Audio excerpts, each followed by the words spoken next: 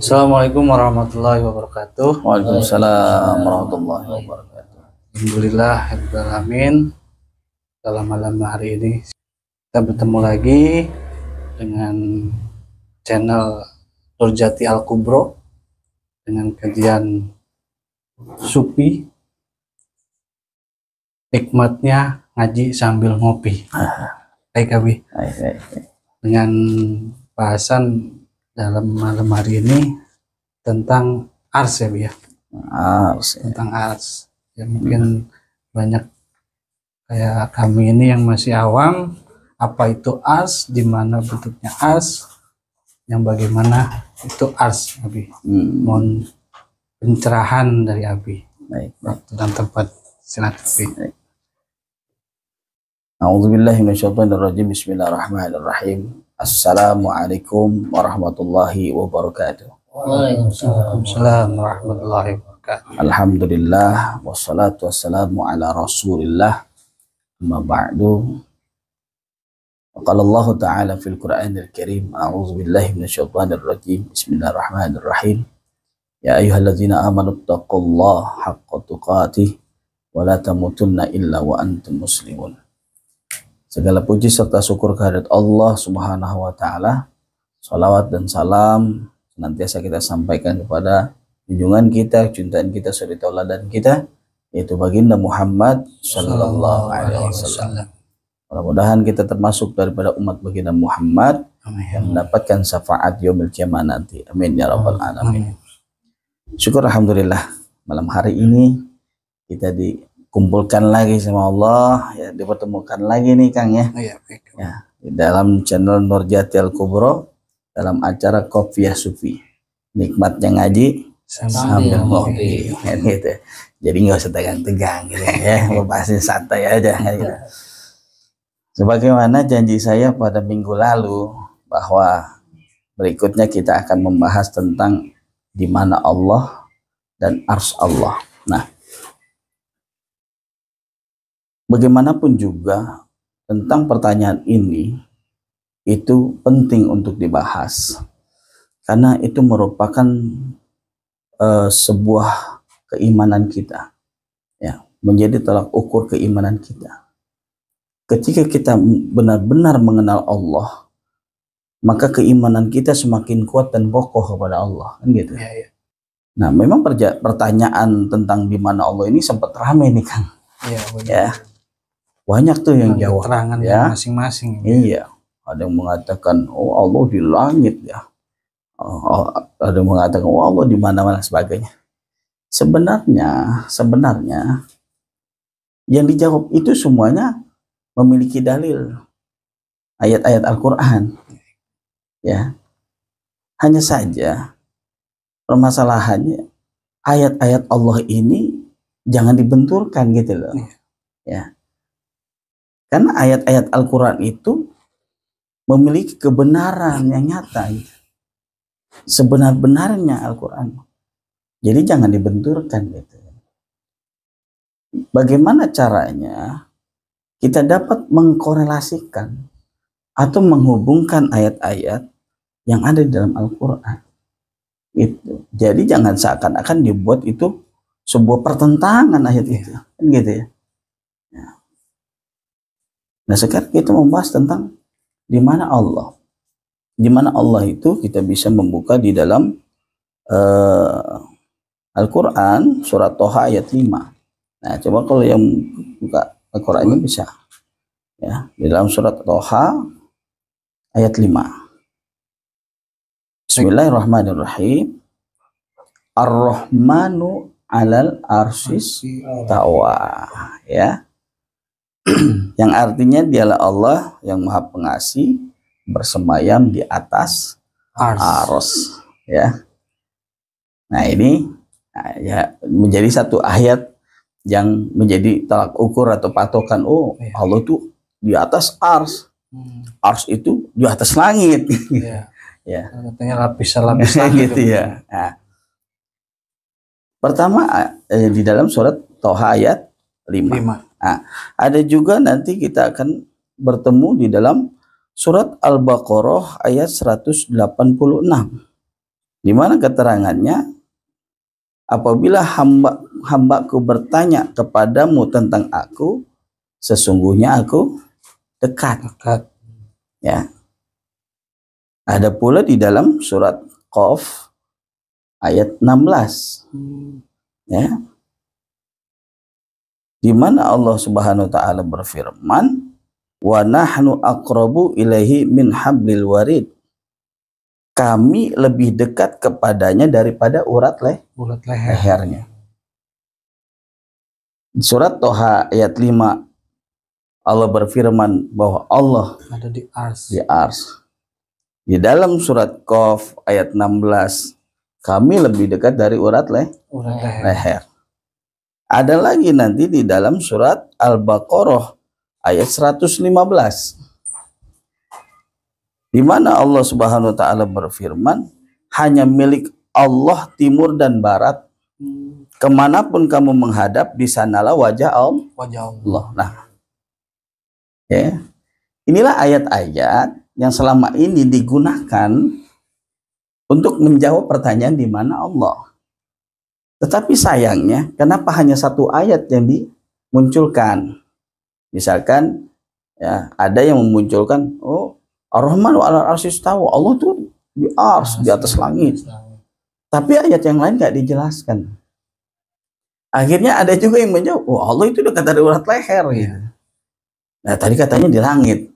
Sekarang katanya dekat urat leher. Kan seakan-akan bertentangan tuh. Ya, ada juga dengan ayat surat Al-Baqarah 115 tadi. Manapun kamu menghadap, di situ ada wajah Allah. Nah, Allah di mana-mana. Nah, ini bagaimana sih? Kan gitu ya. Disinilah sebenarnya kita membutuhkan suatu kepastian dalam pemahaman. Ya. Pertama kita akan membahas tentang surat Toha ayat 5-nya. Ya. Ar-Rahmanu al-'arsy istawa. Pertama, di ayat ini Allah menggunakan asma Ar-Rahman. Ya. Menggunakan asma Ar-Rahman yang artinya Maha Pengasih. Kenapa Allah tidak menggunakan nama yang lain? Ya, ini nih kajiannya. Kenapa Allah tidak menggunakan dengan Al-Maliku alal arsy istawa atau Al-Azizu alal arsy istawa atau Ar-Rahimu alal arsy istawa? Tapi Allah menggunakan dengan asma dan sifatnya Ar-Rahmanu alal arsy istawa, yang artinya Maha Pengasih. Inilah yang harus kita kaji. Bahwasanya Allah Subhanahu wa taala mencantumkan asma Ar-Rahman yang berarti Maha Pengasih. Di mana dengan sifat Maha Pengasihnya Allah, lalu Allah menciptakan alam semesta. Itu. Ya. Maka menggunakan sifat Maha Pengasih. Itu. Dengan Maha Pengasihnya Allah, Allah menciptakan ars yang sangat besar. Kenapa sih di situ disebutkan ars kan gitu? Bahwa sesungguhnya yang pertama kali diciptakan oleh Allah adalah ars. Ya, sebelum yang lain. Sebelum yang lain. Sebelum Allah menciptakan langit dan bumi, Allah menciptakan arsnya. Ya. Nah, sekarang kita bahas di mana Allahnya dulu. Setelah itu nanti saya jelasin ars itu apa sebenarnya, kan gitu ya. Gitu ya. Ar-Rahmanu 'alal arsy istawa, bahwa sesungguhnya Allah sedang menjelaskan kepada kita dengan sifat Maha Pengasihnya Allah, maka Allah menciptakan ars dan seluruh alam semesta. Jadi yang bersemayam di ars itu apa? Sifat Maha Pengasihnya Allah. Bukan wujud Allah. Nih kita pahami dulu. Ya. Kira-kira sampai sini paham kan ya? Ya. Jadi mendekati. Ar-Rahmanu 'alal arsy istawa pertama menunjukkan sifat Maha Pengasih Allah itu yang bersemayam di ars. Itu. Ya. Pertama menunjukkan sifat Allah. Nah sekarang jikalau kita mau memahami tentang wujud Allah kan gitu ya. Di sini pun kita bisa memahami melalui ayat ini. Ar-Rahman, misalkan kita artikan Allah ya, tentang menunjukkan keberadaan wujud Allah. Ar-Rahmanu 'alal arsyistawa, Allah bersemayam di atas ars. Apa arti bersemayam itu? Bertempat, berdiam, menetap. Sedangkan Allah itu laisa kamislihi syai'un. Allah itu tidak seumpama sesuatu, tidak serupa sesuatu, dan tidak menyerupai segala sesuatu. Kalau kita memahaminya bersemayam itu bertempat, sedangkan Allah tiada mengambil tempat. Kan gitu. Tapi karena di sini sebuah keterbatasan kita untuk memahami, maka sekarang ini kita pahami benar-benar tentang Ar-Rahmanu 'alal arsyistawa. Alal arsyistawa, di atas ars. Sekarang saya tanya, kalau di atas rumah ada di dalam rumah enggak? Ada. Enggak ada. Di luar rumah. Di luar rumah. Posisinya. Kalau di atas air ada di dalam air enggak? Enggak ada. Ini kita pahami nih ya. Kalau kita mau mengetahui tentang keberadaan Allah ya. Bahwa Allah Subhanahu wa taala itu ya, laisa kamislihi syai'un, tidak seumpama sesuatu, dan Allah memiliki sifat ya yang kita ketahui di dalam sifat 20, qiyamuhu ta'ala binafsihi, berdiri sendiri Allah taala itu ya. Qiyamuhu ta'ala binafsihi, berdiri Allah taala dengan sendirinya. Berarti apa? Allah tidak membutuhkan sesuatu pun. Kalau Allah menciptakan ars, lalu Allah berada di ars, Allah butuh nggak dengan ars itu? Butuh jadinya. Sedangkan ars itu makhluk bukan? Makhluk. Diciptakannya. Diciptakan sama Allah. Lalu Allah bersemayam di dalam ars itu. Nah ini kita terjebak. Ya. Selama ini kita pahami ars itu sebuah singgasana, kerajaan ya, yang dimana akhirnya imajinasi kita menggambarkan sebuah singgasana itu sebuah bangunan yang memiliki atap, ada lantai, ada tiang, ada kursi. Ketika kita telah menggambarkan, imajinasi kita menggambarkan tempat, setelah itu apa? Menggambarkan yang menempatinya. Syirik nggak kita? Syirik.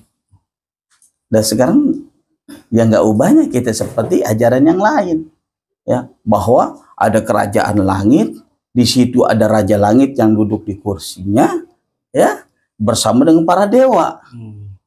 Hati-hati kan kita. Kalau kita memahaminya ars itu sebuah singgasana, yaitu bangunan kerajaan, setelah itu kita akan menggambarkan wujud Allah yang sedang duduk di kursi bersama dengan para malaikat. Apa bedanya? Syirik kan? Jatuh syirik khafi kita. Syirik yang halus, ya, yang samar, itu syirik khafi. Umat Islam mungkin terbebas daripada kesyirikan yang zahir, ya, kesyirikan yang nyata. Nggak mungkin umat Islam menyembah pohon kan? Nggak mungkin umat Islam menyembah batu. Nggak mungkin umat Islam menyembah manusia. Kan gitu. Tetapi umat Islam belum bisa terbebas daripada syirik khafi ini. Ya. Karena bagaimanapun juga kita memiliki imajinasi. Kita manusia yang realistis, makhluk yang realistis, yang apa-apa pengen kelihatan wujud kan gitu. Ya. Maka disitulah ada ilmu tasawuf, ma'rifatullah, agar kita benar-benar mengenal Allah Subhanahu wa ta'ala. Nah, kita kembali kepada ayat Ar-Rahmanu 'alal arsyistawa. Bagaimana kita mendapatkan informasi keberadaan Allah dari ayat ini? Tadi, ya, yang namanya di atas ars berarti bukan di dalam ars. Bagaimana penjelasannya? Ars itu adalah awal mula segala sesuatu diciptakan, lalu diciptakan langit dan bumi. Ketika dikatakan di atas ars, berarti Allah Subhanahu wa Ta'ala itu tidak berada di dalam alam semesta. Itu karena Allah tidak terkurung dengan ruang dan waktu. Jikalau Allah berada di dalam alam semesta, berarti Allah terikat dan terkurung di dalam ruang dan waktu. Dan itu bertentangan dengan sifat Allah. Jadi kalau mau mengetahui keberadaan Allah di mana, kan gitu. Ya. Padahal sebenarnya pertanyaan di mana itu tidaklah pantas ditujukan untuk Allah. Allah nggak pantas. Kenapa demikian? Karena pertanyaan di mana itu kan mempertanyakan tempat, kan gitu. Mempertanyakan tempat yang dimana tempat itu berada dalam satu lokasi, lokasi itu berada di dalam satu wilayah, wilayah itu berada dalam satu daerah, kan gitu. Berarti itu pertanyaan untuk sesuatu yang kecil, di mana? Sedangkan Allah itu maha besar. Maka pertanyaan di mana sebenarnya tidaklah pantas dipertanyakan untuk Allah.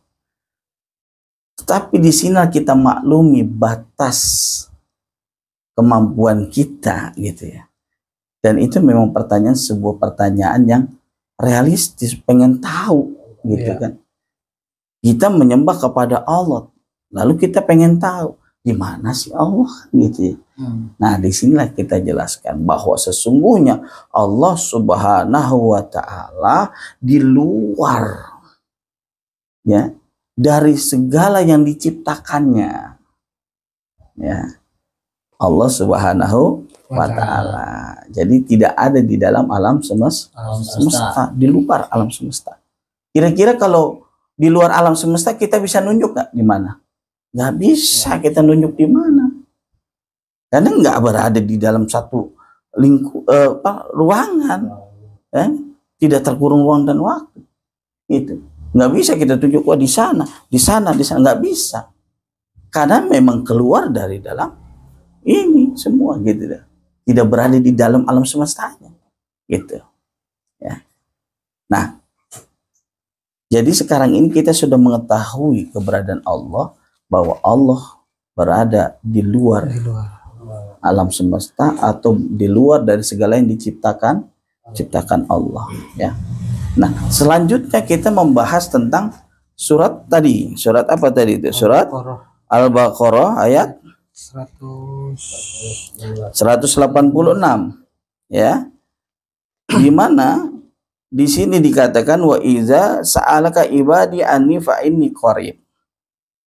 Apabila hamba-hambaku bertanya kepadamu tentang aku, sesungguhnya aku dekat.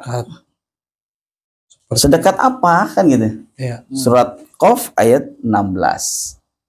Wa nahnu aqrabu ilaihi min hablil warid.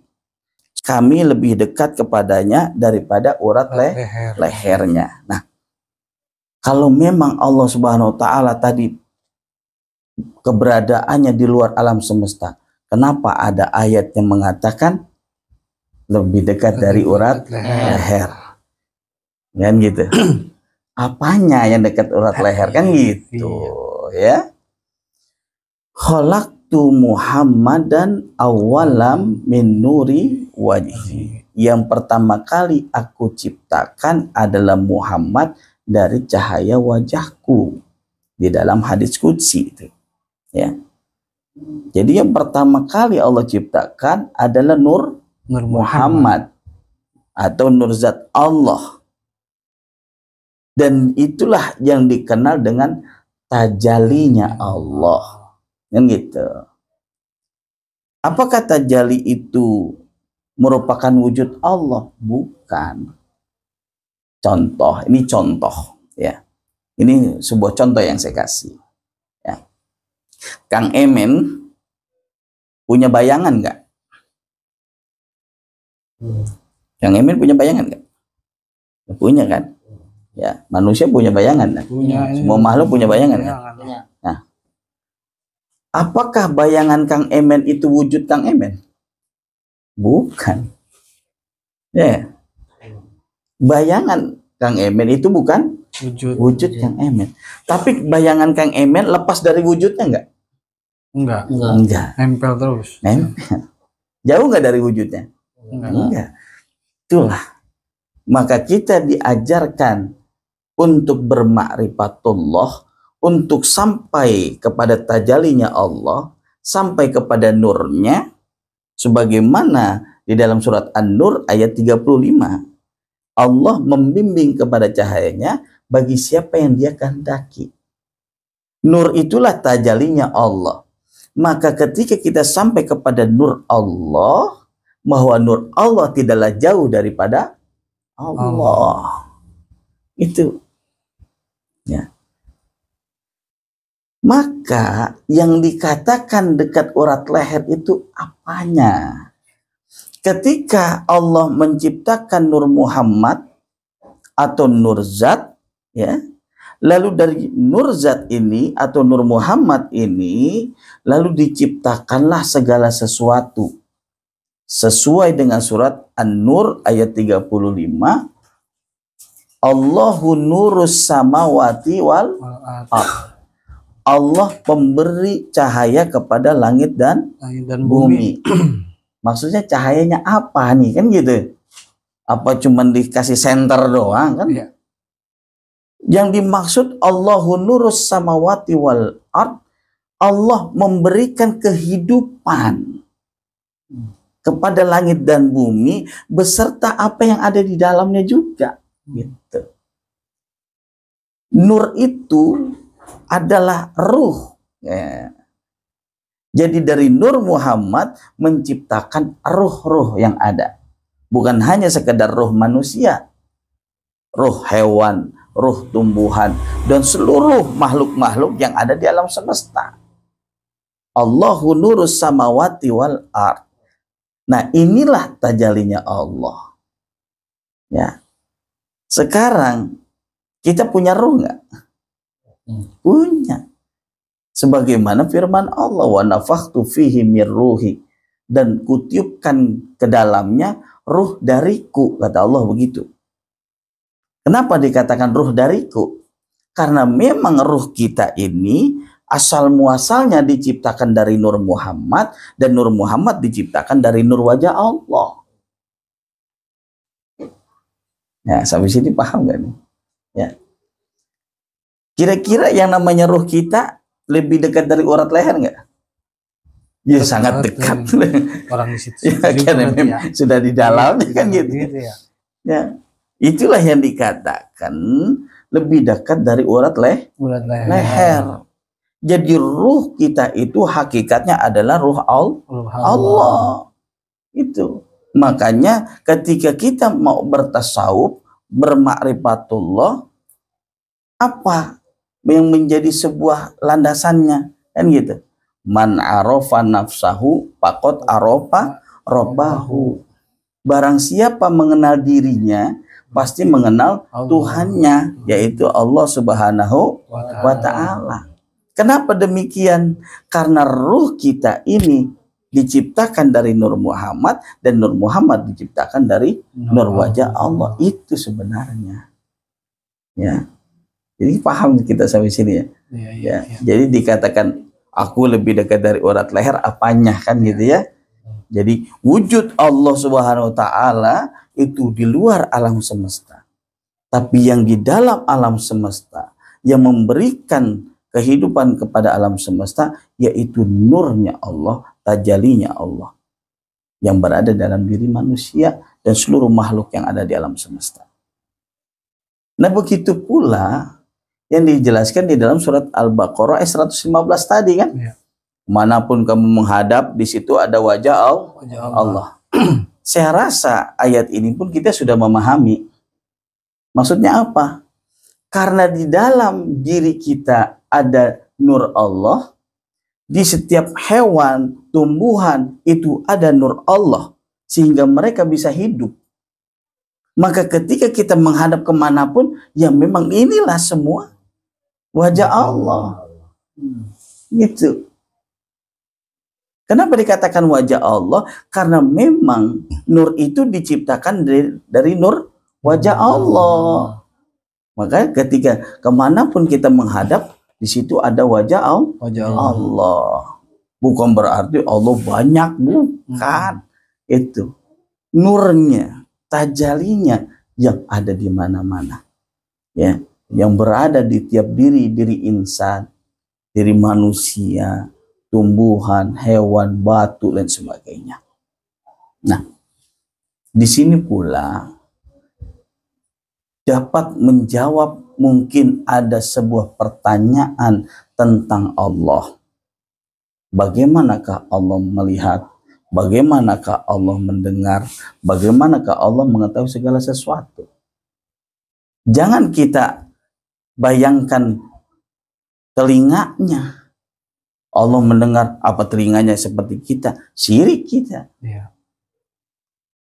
Bagaimana Allah melihat? Apakah matanya seperti kita? Syirik kita itu. Itu. Tapi cara Allah mengetahui segala sesuatu, disinilah kita akan memahami bahwa segala sesuatu itu jadi masuk akal. Karena ada rumusannya, gitu ya. Karena di dalam diri manusia, di dalam diri tumbuhan, hewan itu ada nur Allah, di mana nur Allah itu terhubung kepada Nur Muhammad terhubung kepada Allah. Ya, pahami ini, ya.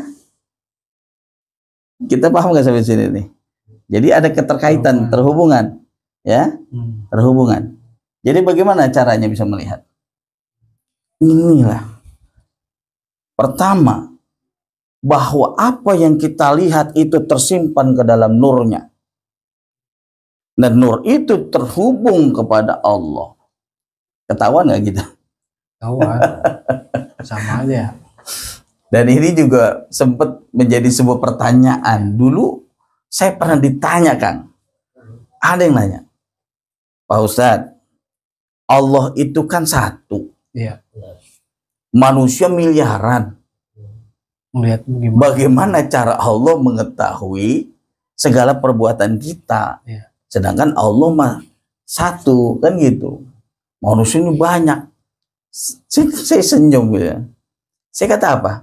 Jangan kamu pikir Allah itu Tuhan kuno. Saya bilang gitu. Ya. Teknologi yang saat ini ada, bahkan yang belum ada dan yang akan datang, itu semua Allah yang ciptakan, gitu. Sekarang contohnya gampang zaman sekarang mah. Saya ada di Indonesia, saya ada di Jakarta. Tapi saya bisa tahu kejadian di Amerika, saya bisa tahu kejadian di Arab. Ya. Bagaimana caranya? Ini lihat HP. Nah, Mbak Google katanya, Mbak Google semua ya, kelihatan semua. itu. Bisa kita lihat kan gitu, ya. Dan terus saya ditanya lagi, nah itu kan kita melihatnya melalui HP. Dan terus Allah melihatnya bagaimana, kan gitu?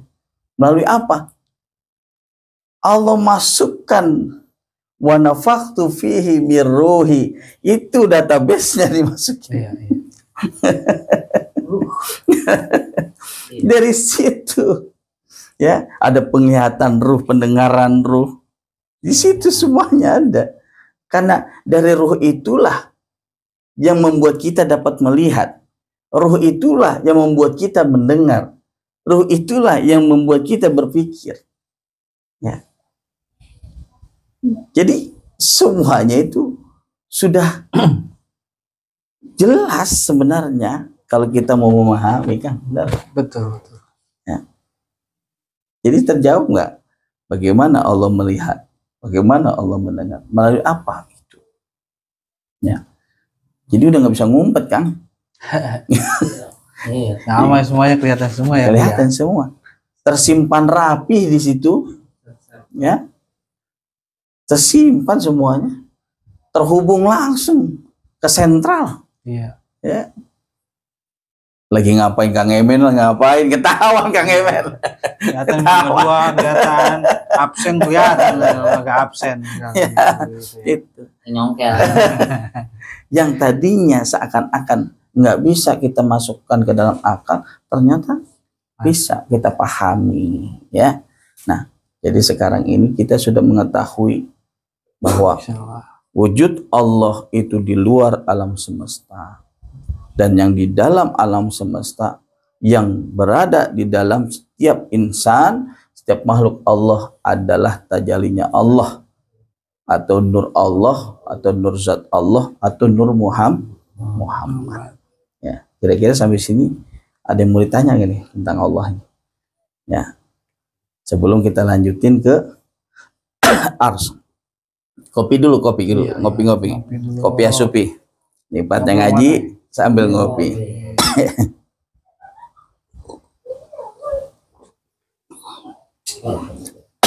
Silakan Kang, kalau mau ditanya apa yang kurang jelas, tanyakan. Karena memang kajian penting. Ya. Ketika pertanyaan itu terjawab, maka akan memperkuat iman kita. Oh, ternyata benar, gitu. Bukan hanya katanya, gitu ya. Allah Maha Tahu makhluk yang diciptakan. Manusia itu realistis, butuh wujud, ya, untuk dapat dilihat. Makanya kenapa selama ini coba kita pahami dari dulu manusia itu mencari sandaran, ya, mencari Tuhan, gitu. Ada yang nyembah matahari, ada yang nyembah api, ada yang nyembah batu, kan gitu. Bahkan ada yang nyembah manusia. Kenapa demikian? Karena manusia itu realistis, butuh wujud yang menjadi sandarannya, kan gitu. Nah, lalu dikatakan umat Islam ini nggak realistis, menyembah yang nggak ada. Nah, ini yang harus kita sampaikan. Umat Islam itu lebih realistis daripada manusia yang lain. Kenapa demikian? Karena benar-benar menyembah kepada Allah atau menyembah kepada Tuhan yang Maha menciptakan alam semesta ini. Gitu. Bisa dilihat? Bisa. Melalui apanya? Tajalinya Allah. Jadi karena Allah mengetahui manusia itu realistis, maka Allah menciptakan khalaqtu Muhammadan awwala min nuri wajhi. Jadi untuk sampai kepada Allah, agar kita dapat mengenal Allah, Allah kasih gitu loh, wujud, yaitu nur untuk disaksikan. Makanya bersahadat, kan gitu. Ketika kita sampai kepada perjumpaan dengan nur Allah, yang dimana nur Allah itu adalah hakikatnya adalah Allah. Yakin nggak kita jadi? Oh iya, kan gitu. Setelah berjumpa dengan nurnya, nyata nggak? Wujud nggak? Zohir nggak? Zohir. Ya. Allah punya asmaul husna itu, ya. Allah zohir wal batin. Allah itu nyata. Ya. Ya. Nah, jadi ketika kita sampai kepada nurnya, disitulah baru kita pahami, oh ternyata Allah itu wujud. Ya, alhamdulillah sampai di sini nih, ya. Wujud. Kalau nggak ada yang iya. Kalau nggak ditanyain, kita lanjut penjelasan ars, ya. Penjelasan ars. Nggak ada ditanyain? Ya, sekarang kita pembahasan ars. Ars itu banyak dibahas di dalam Al-Quran, ya. Ada di dalam surat Al-Hadid ayat 4, terus surat Az-Zukhruf ayat 82, As-Sajdah ayat 4. Banyak lagi ayatnya tentang ars. Tapi penjelasan tentang ars itu apa sebenarnya kan belum mengetahui. Ya, akhirnya selama ini ars itu diartikan sebuah singgasana, kerajaan, bangunan. Nah, ini kan mengerikan sebenarnya. Ya, Maka di sini kita jelaskan sebenarnya arsy itu apa, ya.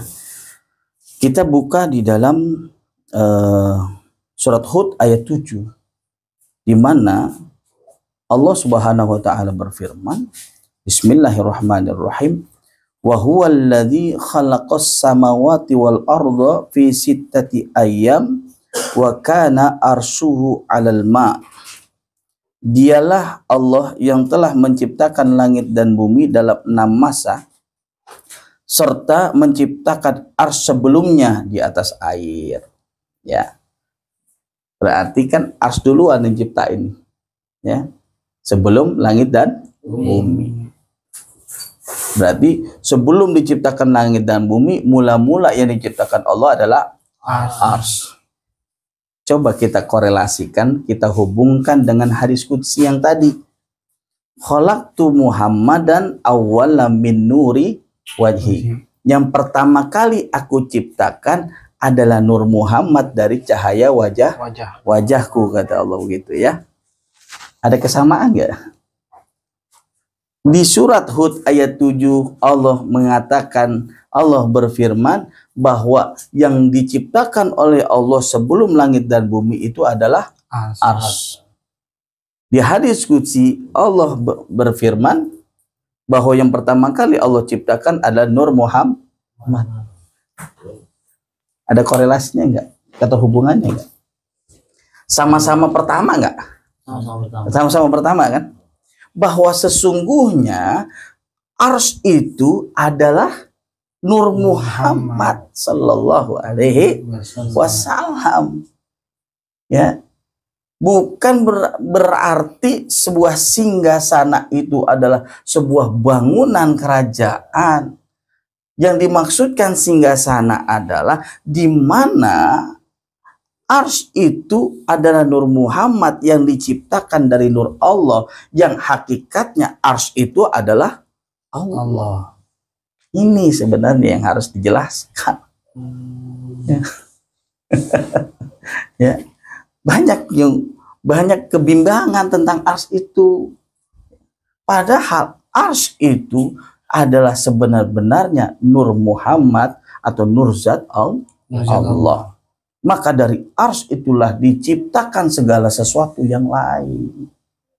Dari ars itu. Jadi ars itu merupakan salah satu nama dari Nur Zat Allah. Karena Nur itu namanya banyak. Sebagaimana Allah Subhanahu wa taala pun namanya banyak. Ar-Rahman ya Allah, Ar-Rahim ya Allah, Al-Malik ya Allah, Al-Qudus ya Allah, kan gitu. Begitu pula Nur Zat Allah, gitu loh. Namanya pun banyak. Disebut Nur Muhammad, disebut Nur Zat, disebut ars, disebut Nur ilmu, disebut akal, disebut al-qalam, disebut roh. Banyak. Wujudnya satu. Sehingga kalau kita sudah mengetahui tentang wujud yang sebenar-benarnya tentang ars, kita akan terbebas dari kesyirikan yang disebut syirik khafi. Jadi bukan berarti Ar-Rahmanu 'alal arsistawa, wujud Allah berdiam diri di ars. Gitu ya. Karena sesungguhnya ars itu merupakan tajalinya Allah. Gitu ya. Ars itu merupakan Nur Zat Allah yang diciptakan oleh Allah. Nah, kita pahami di sini. Makanya kalau saya memberikan sebuah penjelasan ars itu adalah alam ruh syahadat. Ars. Alam ruh syahadat. Nah, jadi kalau kita mau memahami, disitulah ruh berkumpul bersahadat kepada Allah Subhanahu wa taala. Sebagaimana minggu lalu setelah kita jelaskan kan, awal mula syahadat itu di alam ruh kan? Ya. Di alam ruh semua bersahadat, itu awalnya. Alastu birabbikum, Allah bertanya kan, apakah aku ini Tuhan kalian? Qalu bala syahidna, iya engkau Tuhan kami bersaksi. Siapa yang bersaksi? Ruh-ruh kita ini. Semua sudah bersaksi. Di mana? Di alam ruh syahadat itu. Ya. Coba sekarang kira-kira ada yang kurang jelas nggak? Tanya. Biar jangan ada kebimbangan. Ya. Jadi harus dibersihkan pemikiran tentang ars itu merupakan sebuah bangunan kerajaan. Kalau kita masih berimajinasi menggambarkan ars itu merupakan bangunan kerajaan, kita terkurung dalam kesyirikan. Karena ketika kita menggambarkan ars itu merupakan bangunan kerajaan, setelah itu kita menggambarkan Allahnya yang menempati kerajaan itu. Bahaya nggak itu coba? Ya. Nah, ini yang sampai sekarang tidak dipikirkan tentang kajian ars itu. Ya mudah-mudahan saat ini dengan penjelasan yang sederhana dari saya bisa menjawab ya, tentang keberadaan Allah dan tentang ars yang sebenarnya. Ya, kira-kira ada yang kurang jelas nggak? Silahkan tolong ditanyakan sehingga bisa kita jelaskan kembali apa yang kurang jelas. Gitu. Kang Emen mungkin ada yang mau ditanya? Cukup, Kang. Cukup. Kang Iwan ya? Baik. Alhamdulillah. Mudah-mudahan penjelasan tentang gimana Allah dan tentang ars mudah-mudahan semua menjadi gamblang dan menjadi jelas dan pasti. Sehingga umat Islam sudah tidak lagi dalam kebimbangan ya tentang Allah dan tentang ars. Ya, alhamdulillah. Baik, Kabih. Alhamdulillahirabbil alamin. Ini luar biasa kajian malam ini ya tentang ars. Di mana itu ars yang sebenar-benarnya itu ars itu apa sebenarnya kan? Di situ tadi kita bisa memahami bahwa ars dengan nur zat Muhammad itu sebenarnya satu wujud ya. Dan itu semua berarti sama aja dengan bahwa Allah itu dekat di urat leher kita, berarti sama dengan Allah itu ada di diri kita sendiri. Iya, betul. Bahwa semuanya yang dilakukan oleh kita berarti dipantau atau dilihat oleh Allah melalui nurnya Muhammad, nur zat Muhammad. Terima kasih banyak Abi penjelasan atau kajian malam ini. Mudah-mudahan kita semua menjadi berkah. Amin. Dan lebih wawasan kita lebih luas lagi ya. Amin. Amin. Jangan lupa saudaraku semua di like dan subscribe dan kita bisa mengkaji lagi ilmu-ilmu yang diturunkan Allah di channel Nurjati Al-Kubro dengan kajian Kopiah Supi ya Bia. Kopiah Supi. Nikmatnya ngaji sambil ngopi. Assalamualaikum warahmatullahi wabarakatuh. Waalaikumsalam warahmatullahi wabarakatuh.